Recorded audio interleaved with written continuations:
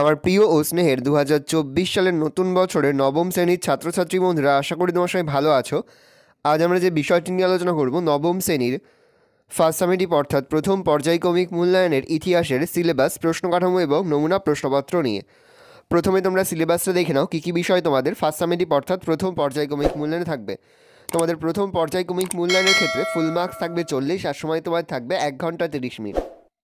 দেখে নাও, তোমার থেকে প্রথম অধ্যায় ফরাসি বিপ্লবের কয়েকটি দিক, আর থাকবে দ্বিতীয় অধ্যায় বিপ্লবী আদর্শ, নেপোলিয়নীয় সাম্রাজ্য ও জাতীয়তাবাদ। এই দুটি অধ্যায় থেকেই তোমাদের কিন্তু ফার্স্ট সামেটিভ অর্থাৎ প্রথম পর্যায়ক্রমিক মূল্যায়নের প্রশ্নপত্র হবে। এবার তোমরা প্রশ্ন কাঠামোটা দেখে নাও। প্রথম অধ্যায় থেকে এমসিকিউ কোশ্চেন থাকবে 5টা, অতি সংক্ষিপ্ত থাকবে 3টে, সংক্ষিপ্ত 2টো, বিশ্লেষণধর্মী থাকবে 1টা, আর ব্যাখ্যামূলক থাকবে 1টা। আর দ্বিতীয় অধ্যায় থেকে তোমাদের এমসিকিউ থাকবে 5টা, অতি সংক্ষিপ্ত তোমাদের থাকবে 3টে, সংক্ষিপ্ত থাকবে তোমাদের 3টে, আর বিশ্লেষণধর্মী প্রশ্ন থাকবে তোমাদের 1টা, আর ব্যাখ্যামূলক প্রশ্ন থাকবে তোমাদের 1টা। ভালো করে দেখে নাও, এই রয়েছে টোটাল তোমাদের ফার্স্ট সামেটিভ অর্থাৎ প্রথম পর্যায়ক্রমিক মূল্যায়নের ইতিহাসের প্রশ্ন কাঠামো। ভালো করে তোমরা প্রশ্ন কাঠামোটা দেখে নাও। এবার আমরা নমুনা প্রশ্নপত্রটা দেখে নেব। সরাসরি স্ক্রিনে কিন্তু আমরা 2024 সালের ফার্স্ট সামেটিভ অর্থাৎ প্রথম পর্যায়ক্রমিক মূল্যায়নের ইতিহাসের দেখো, সরাসরি স্ক্রিনে কিন্তু আমরা 2024 সালের নবম শ্রেণীর ফার্স্ট সামেটিভ অর্থাৎ প্রথম পর্যায়ক্রমিক মূল্যায়নের ইতিহাসের কোশ্চেন পেপারটা দেখতে পাচ্ছ। ফুল মার্কস তোমাদের রয়েছে 40, আর সময় তোমাদের রয়েছে 1 ঘন্টা 30 মিনিট। একে দাগে রয়েছে সঠিক উত্তরটি নির্বাচন করে লেখো প্রতিটি প্রশ্নে। এবার 1 করে 1 × 10 = 10। প্রথম, ফ্রান্সের ধর্মকরের নাম ছিল টাইলে, টাইড, গ্যাবেল, ক্যাপিটেশন। উত্তর হবে টাইড। প্রশ্ন, করভি হলো বেগাশ্রম, শ্রমের বিনিময়ে অর্থ, ধর্মীয় কর, সম্পত্তি কর। উত্তর হবে বেগাশ্রম। প্রশ্ন, বুর্জুয়া শব্দের উৎপত্তি হচ্ছে সাকুলোর থেকে, বার্গার থেকে, তেইল থেকে, এইড থেকে। উত্তর হবে বার্গার থেকে। প্রশ্ন, দ্য পার্সিয়ান লেটার্স এর রচয়িতা হলেন ভালতেয়ার, কুয়েসানে, মন্তেস্কু না রুশো। উত্তর হবে মন্তেস্কু। প্রশ্ন, আমি রাষ্ট্র উক্তিটি করেছেন ভালতেয়ার, 14 লুই, মন্তেস্কু না রুশো। উত্তর হবে 14 লুই। প্রশ্ন, সাম্য মৈত্রী স্বাধীনতা আদর্শ গড়ে ওঠে রুশ বিপ্লবে, ফরাসি বিপ্লবে, জুলাই বিপ্লবে না ইটালির বিপ্লবে। উত্তর হবে ফরাসি বিপ্লবে। তাহলে সাম্য মৈত্রী স্বাধীনতার আদর্শ গড়ে ওঠে ফরাসি বিপ্লবে। প্রশ্ন, নেপোলিয়ন প্রথমে কত বছরের জন্য কনসাল হিসাবে নিযুক্ত হন? 5 বছর, 10 বছর, 15 বছর, আজীবন। উত্তর হবে 10 বছর। প্রশ্ন, কোড নেপোলিয়নে কটি ভাগ আছে? 2277, 2287, 2728, 2278। উত্তর হবে 2287। প্রশ্ন, কোড নেপোলিয়ন এখনও প্রচলিত আছে ফ্রান্সে, বেলজিয়াম, অস্ট্রিয়ায় না ইংল্যান্ডে? উত্তর হবে ফ্রান্সে। প্রশ্ন, ফরাসি বিপ্লব হয় 1788, 1889, 1779, 1789 খ্রিস্টাব্দে। উত্তর হবে 1789 খ্রিস্টাব্দে। পরে তোমাদের রয়েছে বিভাগ খ, বাম স্তম্ভের সঙ্গে ডান স্তম্ভ মেলাও। প্রশ্নের মান 1 করে 1 × 3 = 3। বাম স্তম্ভে রয়েছে দ্য পার্সিয়ান লেটার্স, মানুষ ও নাগরিক অধিকার ঘোষণা, লেটার দ্য ক্যাশে। আর ডান স্তম্ভে রয়েছে পরোয়ানা, মন্তেস্কু, ফরাসি সংবিধান সভা। দ্য পার্সিয়ান লেটার্স হবে মন্তেস্কু, মানুষ ও নাগরিক অধিকার ঘোষণা হবে ফরাসি সংবিধান সভা, লেটার দ্য ক্যাসে হবে পরোয়ানা।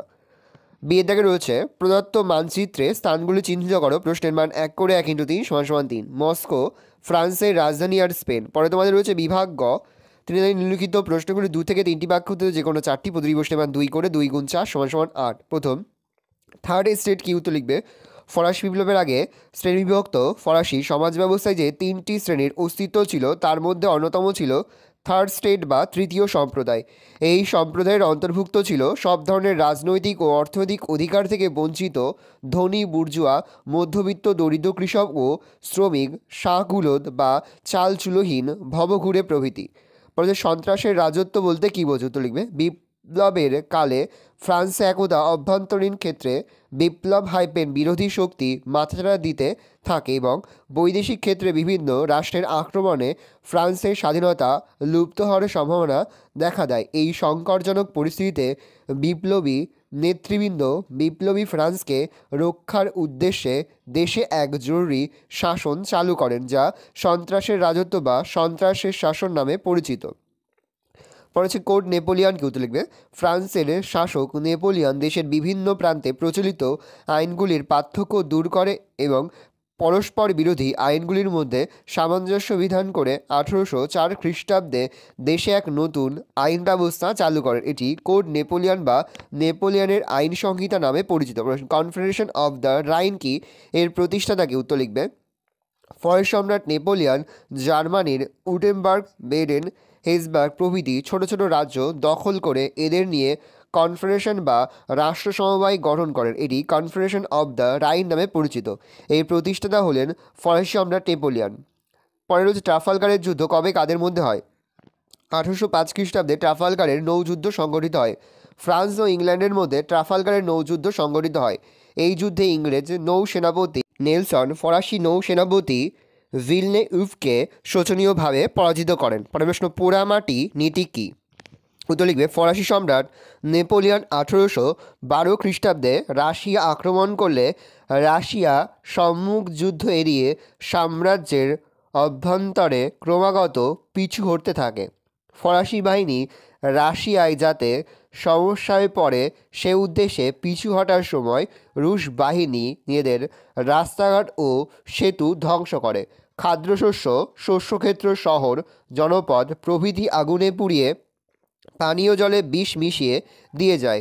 রুশ বাহিনীর এই পদক্ষেপ পোড়ামাটির নীতি নামে পরিচিত। পরের প্রশ্ন, শতদিবসের রাজত্ব কি? উত্তর লিখবে 1815 খ্রিস্টাব্দের শুরুতে ফ্রান্সে গোলযোগের পরিস্থিতিতে নেপোলিয়ন এলবা দ্বীপের নির্বাসন থেকে পালিয়ে ফ্রান্সে ফিরে আসেন।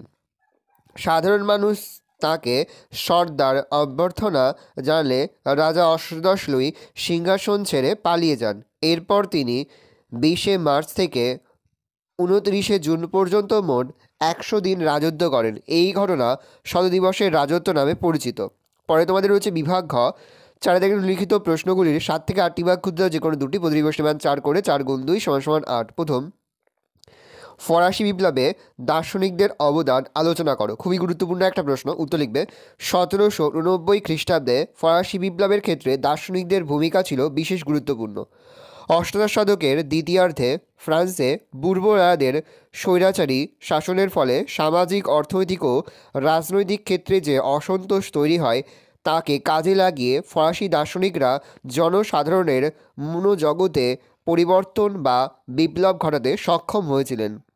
ভলতেয়ার, মন্তেস্কু, রুশো, দিদেরো প্রমুখ দার্শনিকরা তাদের রচনার দ্বারা ফরাসি জনসাধারণকে নিজের অধিকার সম্বন্ধে সচেতন করে তোলেন। এর ফলে যে বৈপ্লবিক ভাব তরঙ্গের সৃষ্টি হয় তা 1789 খ্রিস্টাব্দে ফরাসি বিপ্লবকে সম্ভব করে তুলেছিল। পয়েন্ট করবে দার্শনিকদের ভূমিকা। প্রথম পয়েন্ট করবে মন্তেস্কু। অষ্টাদশ শতাব্দীতে ফরাসি দার্শনিকদের মন্তেস্কু এবং তার বিখ্যাত গ্রন্থাদির মধ্যে অগ্রণী ভূমিকা গ্রহণ করেন মন্তেস্কু। পেশায় আইনজীবী, মন্তেস্কু ছিলেন নিয়মতান্ত্রিক রাজতন্ত্রের সমর্থক এবং ক্ষমতা স্বতন্ত্রীকরণ নীতির প্রবক্তা। তিনি তার বিখ্যাত দ্য স্পিরিট অব লজ এর পয়েন্ট করে মন্তেস্কু। অষ্টাদশ শতাব্দীতে ফরাসি দার্শনিকদের মন্তেস্কু এবং তার বিখ্যাত গ্রন্থাদির মধ্যে অগ্রণী ভূমিকা গ্রহণ করেন মন্তেস্কু। পেশায় আইনজীবী, মন্তেস্কু ছিলেন নিয়মতান্ত্রিক রাজতন্ত্রের সমর্থক এবং ক্ষমতা স্বতন্ত্রীকরণ নীতির প্রবক্তা। তিনি তার বিখ্যাত দ্য স্পিরিট অব লজ এ রাজার দ্বৈতশাসন নীতির সমালোচনা করেন এবং ব্যক্তি স্বাধীনতা রক্ষার জন্য আইন, শাসন, বিচার বিভাগের পৃথকীকরণের কথা বলেন। মন্তেস্কুর আর একটি বিখ্যাত গ্রন্থ হল দ্য পার্সিয়ান লেটার্স। এই গ্রন্থে তিনি বিপ্লব পূর্ব ফরাসি সমাজ ব্যবস্থার তীব্র সমালোচনা করেন। ভলতেয়ার। অষ্টাদশ শতাব্দীর ফ্রান্স তথা ইউরোপের আর একজন বিখ্যাত দার্শনিক হলেন ভলতেয়ার। তার আক্রমণের অন্যতম লক্ষ্য ছিল চার্চ ও রাষ্ট্র। তিনি চার্চের দুর্নীতি ও ভ্রষ্টাচার সম্পর্কে উল্লেখ করে ফরাসি স্বৈরাচারী রাজতন্ত্রের তীব্র সমালোচনা করেন। ভলতেয়ারের দুটি বিখ্যাত গ্রন্থ হল কাদিদ ও লেতর ফিলোজফিক। এই দুই গ্রন্থতে এই গ্রন্থ দুটিতে ধর্মীয় রীতিনীতি ও কুসংস্কারের বিরুদ্ধে প্রতিবাদ করেছিলেন। রুশো অষ্টাদশ শতাব্দীর দার্শনিকদের মধ্যে সর্বাপেক্ষা বৈপ্লবিক ছিলেন রুশো। তাকে ফরাসি বিপ্লবের জনক বলা হয়। তার রচিত বিখ্যাত গ্রন্থ হল সামাজিক চুক্তি এবং অসাম্যের সূত্রপাত। সামাজিক চুক্তি গ্রন্থে রুশো বলেন যে মানুষের মুক্তি ও নিরাপত্তার জন্য সামাজিক চুক্তির মাধ্যমে জনগণ রাষ্ট্র ও সমাজ গঠন করবে। তার মতে জনগণই হলো রাষ্ট্রীয় শক্তির উৎস এবং তারাই সার্বভৌম ক্ষমতার অধিকারী। জনগণের ইচ্ছা অনুযায়ী চুক্তির মাধ্যমে রাজা শাসন ক্ষমতা লাভ করেন। অসাম্যের সূত্রপাত গ্রন্থে তিনি বলেন, মানুষ স্বাধীন হয়ে এবং সমান অধিকার নিয়ে জন্মায়, কিন্তু বৈষম্যমূলক সমাজ ব্যবস্থা তাকে দরিদ্র ও পরাধীন করে। এক কথায় স্বৈরাচারী রাজতন্ত্রের বিরোধিতা করে রুশো সকল জনগণের সাম্য ও স্বাধীনতার কথা বলেছেন। এলেমবার্ট ফরাসি দার্শনিক দিদেরো দ্য এলেমবার্ট 35 খণ্ডের একটি বিশ্বকোষ সংকলন করেন। দর্শন, সমাজবিজ্ঞান, সাহিত্য প্রভৃতিতে সমৃদ্ধ এই বিশ্বকোষ পাঠ করে ফরাসিদের চিন্তাধারায় ব্যাপক আলোড়নের সৃষ্টি হয়। দিদেরো বলেছেন, মানুষ তার চারপাশের অবস্থাকে নিয়ন্ত্রণ ও পরিবর্তন করতে পারে বলেই সে জীবজগতে শ্রেষ্ঠ। তার কথায় উদ্বুদ্ধ হয়ে ফরাসি জাতি নিজ ভাগ্যকে নিয়ন্ত্রণ করতে তৎপর হয়ে ওঠে। পর হচ্ছে ফ্রিজিওক্র্যাটস। ফরাসি বিপ্লবের প্রাককালে ফ্রিজিওক্র্যাটস নামে একদল অর্থনীতিবিদের আবির্ভাব হয়। এরা অর্থনৈতিক ক্ষেত্রে সরকারি নিয়ন্ত্রণের পরিবর্তে অবাধ বাণিজ্য ও শিল্প বেসরকারীকরণের পক্ষপাতী ছিলেন। এই গোষ্ঠীর অন্যতম নেতা ছিলেন কুয়েসানে। মূল্যায়ন। ফরাসি বিপ্লব সংগঠিত হওয়ার ক্ষেত্রে দার্শনিকদের ভূমিকা কতটা ছিল তা নিয়ে ঐতিহাসিকদের মধ্যে মতপার্থক্য আছে। ঐতিহাসিক ও দার্শনিকদের ভূমিকার পক্ষে ও বিপক্ষে নানান যুক্তি দিয়েছেন। পরের প্রশ্ন, ফরাসি বিপ্লবে নারীদের ভূমিকা বিশ্লেষণ করো। 1789 খ্রিস্টাব্দের মাঝামাঝি রাজা ষোড়শ লুই স্টেট জেনারেলের অধিবেশন ডাকলে বুর্জুয়ারা সেখানে 3 সম্প্রদায়ের একত্রে অধিবেশন বসায় এবং সদস্যদের মাথাপিছু ভোটের দাবি জানায়। বিপদগ্রস্ত রাজা বাধ্য হয়ে তা মেনে নিলেও খুব শীঘ্রই মূল্যবৃদ্ধি, খাদ্যাভাব প্রভৃতি ঘটনাকে কেন্দ্র করে তৃতীয় শ্রেণীর লোকেরা বিপ্লবে ঝাঁপিয়ে পড়ে। ফরাসি বিপ্লবে নারীদের অংশগ্রহণ। তৃতীয় শ্রেণীর অন্যতম দরিদ্র নারীরা ফরাসি বিপ্লবে ব্যাপকভাবে অংশ নেয়। খাদ্যাভাব। 1790 খ্রিস্টাব্দের দ্বিতীয় ভাগে ফ্রান্সের গ্রামাঞ্চলে খাদ্যাভাব চরম আকার ধারণ করে। খাদ্যের দাবিতে প্যারিসে দাঙ্গা হাঙ্গামা শুরু হয়। এই পরিস্থিতিতে খাদ্যের দাবিতে প্রায় 6000 মহিলা 5ই অক্টোবর প্রবল বৃষ্টিপাত উপেক্ষা করে মিছিল করে ভার্সাই রাজপ্রাসাদ অভিযান করে। রুটি চাই ধ্বনিতে মিছিল মুখরিত হয়। লাফায়েত এর নেতৃত্বে জাতীয় রক্ষী বাহিনীর 20,000 সদস্য এই মিছিল অনুসরণ করে এগোতে থাকে। 2. রাজতন্ত্রের শবযাত্রা। আন্দোলনকারী নারীরা 6ই অক্টোবর রাজপ্রাসাদের রক্ষীদের হত্যা করে এবং সমগ্র রাজপরিবারকে বন্দি করে প্যারিসে আসতে বাধ্য করে। ঐতিহাসিক রাইকার এই ঘটনাকে রাজতন্ত্রের শবযাত্রা বলে অভিহিত করেছেন। সংজ্ঞা। ফরাসি বিপ্লবে সে দেশের নারীরা তাদের সক্রিয়তার প্রমাণ দেয়, এই বিষয়ে কোনো সন্দেহ নেই। বিপ্লবের মধ্যে দিয়ে তারা বাবা মায়ের অনুমতি ছাড়া বিয়ে করা, অবৈধ সন্তানের স্বীকৃতি লাভ, রাজনৈতিক ক্লাব গঠন প্রভৃতি বিভিন্ন অধিকার লাভ করে। পর হচ্ছে কোড নেপোলিয়ন সম্পর্কে কী জানো। ভালো করে দেখে না উত্তরটা, আমি আর মুখে বলছি না, মুখে বললে ভিডিওটা একটা বড় হয়ে যাওয়ার ফলে তোমাদেরই অসুবিধা হবে।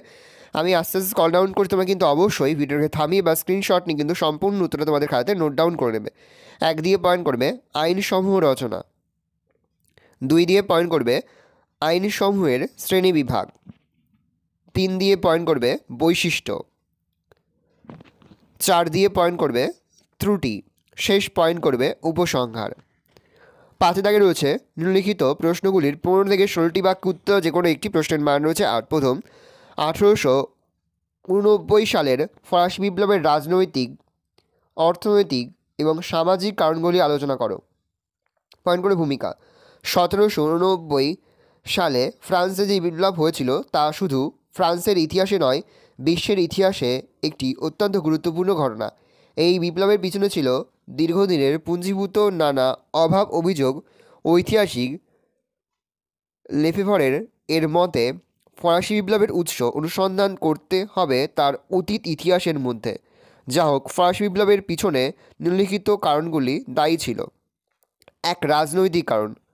ফরাসি বিপ্লব ছিল প্রকৃতপক্ষে দীর্ঘদিন ধরে পূর্ব রাজতন্ত্রের বিরুদ্ধে জমে থাকা ক্ষোভের বহিঃপ্রকাশ।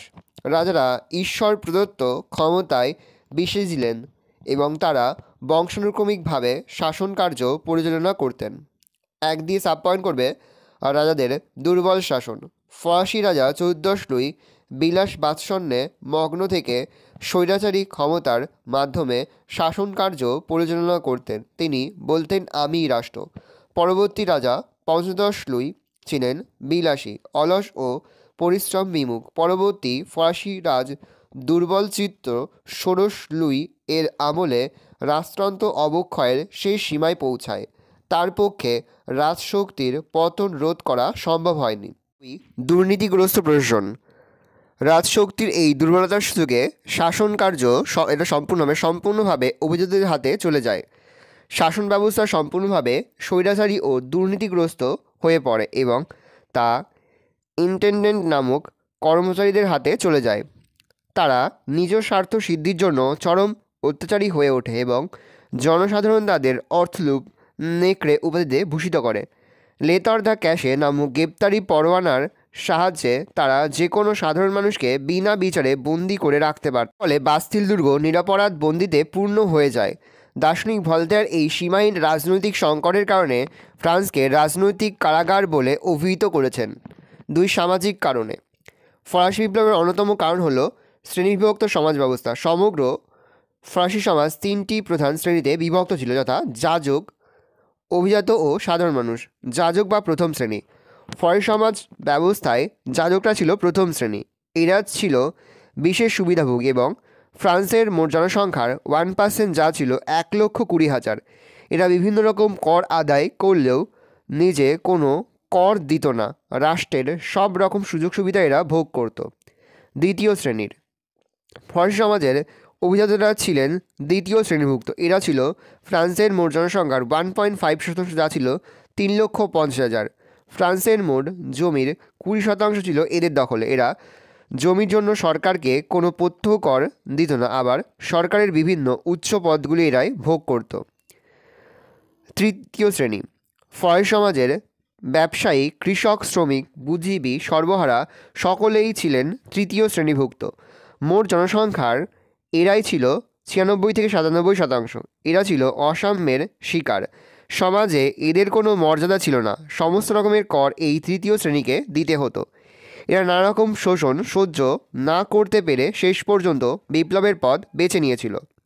3, অর্থনৈতিক কারণ। শূন্য রাজকোষ ও ফ্রান্সের আর্থিক দুর্দশা বিপ্লবের জন্য বহুল অংশে এটা দায়ী ছিল। 1, বৈষম্যমূলক কর ব্যবস্থা। ফ্রান্সের প্রথম 2 শ্রেণী অর্থাৎ যাজক ও অভিযাজকরা বেশিরভাগ ভূ সম্পত্তি ভোগ করলেও তাদের কর দিতে হতো না, কিন্তু অপরপক্ষে সরকারের মোট রাজস্বের 96% দিতে হতো তৃতীয় সম্প্রদায়কে। বিভিন্ন ধরনের কর প্রদানের পর তাদের হাতে মাত্র 20% অর্থাৎ 1/5 বাঁচত। এই অত্যাধিক করের বোঝা তৃতীয় সম্প্রদায়কে বিদ্রোহী করে তুলেছিল। এছাড়া রাজার আরও কর আরোপের চেষ্টা এবং সর্বোপরি ব্যয়বহুল যুদ্ধ ফ্রান্সকে অর্থনৈতিক দিক থেকে শেষ করে দিয়েছিল, যার ফলে সাধারণ মানুষেরা রয়াকারভাবে শেষ পর্যন্ত বিদ্রোহের পথ বেছে নিয়েছিল। উপসংহার। উপরোক্ত আলোচনার পরিপ্রেক্ষিতে আমরা বলতে পারি যে 1789 সালে ফ্রান্সে যে বিপ্লব হয়েছিল তা ছিল মূলত দীর্ঘদিনের সামাজিক, অর্থনৈতিক ও রাজনৈতিকভাবে উত্তরিত তৃতীয় সম্প্রদায়ের এক বলিষ্ঠ প্রতিবাদ। পরে হচ্ছে নেপোলিয়নের পতনে মহাদেশীয় অবরোধের কী ভূমিকা ছিল। খুবই গুরুত্বপূর্ণ একটা প্রশ্ন। দেখো, প্রশ্নের উত্তরটা আমি এর মুখে বলছি না, মুখে বললে ভিডিওটা নিয়ে বড়ো হয়ে যাওয়ার ফলে তোমাদেরই অসুবিধা হবে। আমি আস্তে আস্তে কল ডাউন করছি, তোমরা কিন্তু অবশ্যই ভিডিওকে থামিয়ে বা স্ক্রিনশট নিয়ে কিন্তু সম্পূর্ণ উত্তরটা তোমাদের খাতাতে নোট ডাউন করে নেবে। পয়েন্ট করবে নেপোলিয়নের পতনে মহাদেশীয় অবরোধের ভূমিকা। 1 দিয়ে পয়েন্ট করবে ফ্রান্সের অর্থনৈতিক ক্ষতি। 2 দিয়ে পয়েন্ট করবে উপকূল দখল। 3 দিয়ে পয়েন্ট করবে ব্যয় ভার। 4 দিয়ে পয়েন্ট করবে রোম ও হল্যান্ডে অসন্তোষ। 5 দিয়ে পয়েন্ট করবে উপদ্বীপের যুদ্ধে বিপর্যয়। 6 দিয়ে পয়েন্ট করবে রাশিয়ায় বিপর্যয়। শেষ পয়েন্ট করবে মূল্যায়ন। ভালো করে দেখে নাও, এই রয়েছে টোটাল তোমাদের ফার্স্ট সামেটিভ অর্থাৎ প্রথম পর্যায়ক্রমিক মূল্যায়নের নবম শ্রেণীর ইতিহাসের কোশ্চেন পেপার। ভালো করে তোমরা কোশ্চেনটা দেখে নাও। আশা করি ভিডিওটা ভালো লেগেছে। ভিডিওটা ভালো লাগলে ভিডিওকে লাইক করতে একদমই ভুলবে না। আর আমার চ্যানেল নতুন হওয়া লাল কালার যে সাবস্ক্রাইব প্রেস করে পাশে বেল আইকন প্রেস করো, যখন নতুন কোনো ভিডিও আপলোড করি সবার ফার্স্ট নোটিফিকেশন তোমরা পেয়ে যাও। আর এই ভিডিওটি তোমার বন্ধু বান্ধবী আত্মীয় স্বজন সবার মধ্যে কিন্তু অনেক অনেক শেয়ার করে দাও যারা এবছর নবম শ্রেণীতে পড়ছে। আমরা কিন্তু ইতিমধ্যে নবম শ্রেণীর প্রতি বিষয়ে সিলেবাস, প্রশ্ন কাঠামো এবং নমুনা প্রশ্নপত্র কিন্তু আপলোড করে দিয়েছি। তোমরা যদি এখনও পর্যন্ত সেই ভিডিওগুলো না দেখে থাকো, ভিডিওগুলো কিন্তু তাড়াতাড়ি দেখে নাও। তোমাদের সকলকে জানাই আগাম পরীক্ষার অনেক অনেক শুভেচ্ছা এবং অভিনন্দন। একেবারে ভিডিও শেষে স্ক্রিনে তোমরা একটা প্লেলিস্ট দেখতে পারবে, তার উপরে ক্লিক করলে এই সমস্ত ভিডিওগুলো কিন্তু তোমরা পর পর দেখে নিতে পারবে। তোমাদের সকলকে জানাই আগাম পরীক্ষার অনেক অনেক শুভেচ্ছা এবং অভিনন্দন। ভালো করে তোমরা কোশ্চেনটা দেখে নাও।